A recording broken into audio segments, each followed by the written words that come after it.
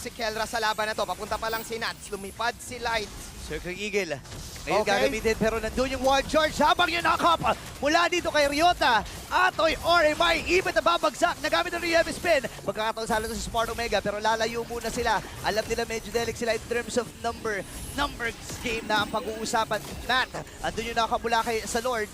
Habang itong si Nats nasa likuran ng Matt. Titibayan lang pero hindi. Iwan na makakuha nun at si Matt ay babagsak sa mga kamay ng Raiders. Takbuhan muna dito ang barangay. Pero hindi susuko ang RSG. Kuha pa tayo ng isa men. Sino ang uunahin natin? Chakto ba? Hindi. Unahin na natin dito si Kela pero matibay talaga.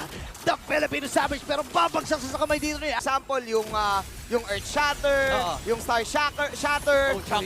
Okay, yung mga ganyan. Circling Eagle kagad at Chakto dito ay babagsak sa kamay ni Eman ngayon. 4v5 ang magiging sitwasyon. Bagsak din ng Torres sa may bandang itaas. Isusunod na nila itong